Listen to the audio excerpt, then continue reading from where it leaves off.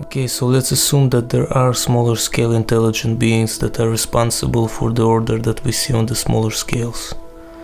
Why would they create this order in such a way that we would eventually come into existence? Why would they want us to appear on the bigger scales? Since we assume that the universe is a fractal, then we can rephrase the question this way.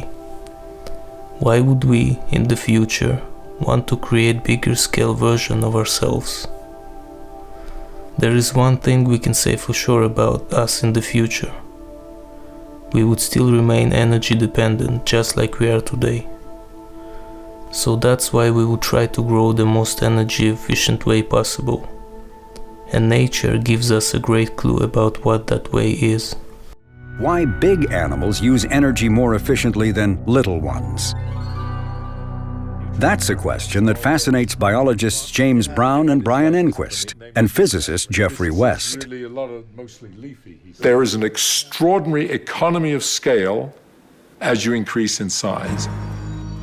An elephant, for example, is 200,000 times heavier than a mouse, but uses only about 10,000 times more energy in the form of calories it consumes.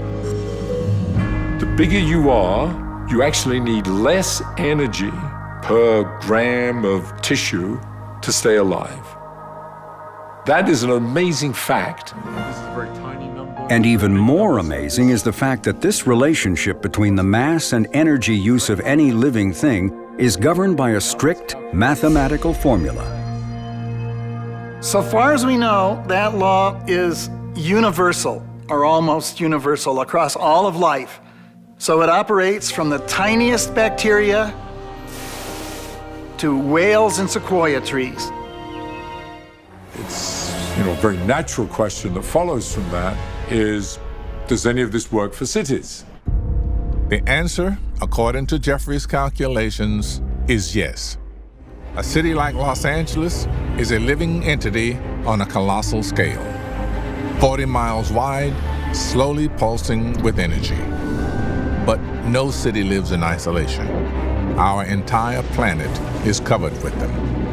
There are, of course, multiple scales. We can go from the scale of city to the scale of a country, to the scale of the planet, to the scale of the solar system, to the scale of the galaxy, and so on to infinity, since the universe is infinite.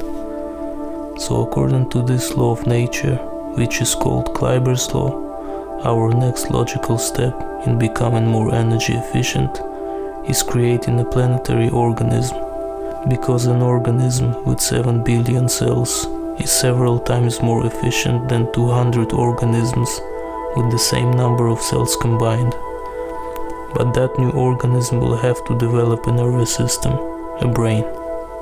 Or maybe they've reorganized themselves so that they can share the thinking load amongst many members of the species, like distributed processing with computers. Why should the aliens be content to be stuck with a kind of intelligence that can fit inside their heads? Alien evolution could produce a living machine planet, throbbing with the combined intelligence of billions of alien minds. And once our planet has a brain, it can develop movement. Why do we and other animals have brains? We have a brain for one reason and one reason only, and that's to produce adaptable and complex movements. And once we've learned how to move a planet, we can move all planets in a planetary system. And when we start moving all the planets, this movement might influence the movement of the planetary system itself, in relation to nearby planetary systems and the galaxy as a whole, perhaps due to changes in the electromagnetic properties of the heliosphere. Then we can study the relation between the movement of the planets and the planetary system, and use this knowledge to create bigger organisms by moving closer and bonding together nearby inhabited planetary systems. After a while, the biggest organism will be forming around the center of the galaxy, and all other nearby planetary systems will be spending energy on pulling themselves closer, or at least maintaining proximity to the bigger organism, since on the long run, according to Kleiber's law, this energy spending will pay off. This pulling force will exist only between controlled by our cosmic civilization celestial objects, and will eventually become the force of gravitational attraction for the intelligent beings of the next scale level. So gravity and urbanization might have the same primary cause, which is Kleiber's law. Eventually, after a period of galactic mergers in galaxy clusters, we will end up having giant elliptical galaxies made of densely packed standardized inhabited planetary systems.